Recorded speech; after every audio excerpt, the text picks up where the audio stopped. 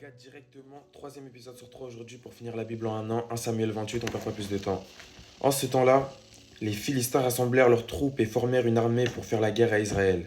Akish dit à David, tu sais que tu viendras avec moi à l'armée, toi et tes gens?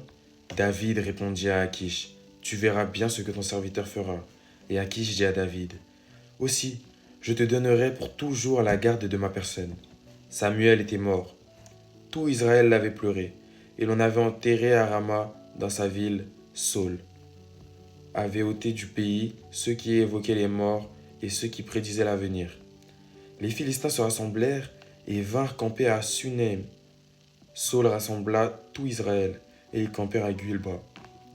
À la vue du camp des Philistins, Saul fut saisi de crainte, et un violent tremblement s'empara de son cœur. Saul consulta l'Éternel, et l'Éternel ne lui répondit point, ni par des songes, ni par l'Urim, ni par des prophètes. Et Saul dit à son serviteur, cherchez-moi une femme qui évoque les morts, et j'irai la consulter. Ses serviteurs lui dirent, voici, à Endor, il y a une femme qui évoque les morts. Alors Saul se déguisa et prit d'autres vêtements, et il partit avec 2 hommes. Ils arrivèrent de nuit chez la femme. Saul lui dit, prédis-moi l'avenir en évoquant un mort, et fais-moi monter celui que je te dirai. La femme lui répondit, voici, tu sais ce que Saul a fait, comment il a retranché du pays ceux qui évoquent les morts et ceux qui prédisent l'avenir. Pourquoi donc tends-tu un piège à ma vie pour me faire mourir?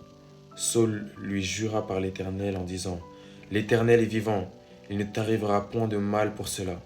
La femme dit, qui veux-tu que je te fasse monter? Et il répondit, fais-moi monter Samuel. Lorsque la femme vit Samuel, elle poussa un grand cri, et elle dit à Saul, pourquoi m'as-tu trompé? Tu es Saul? Le roi lui dit, ne crains rien, mais que vois-tu?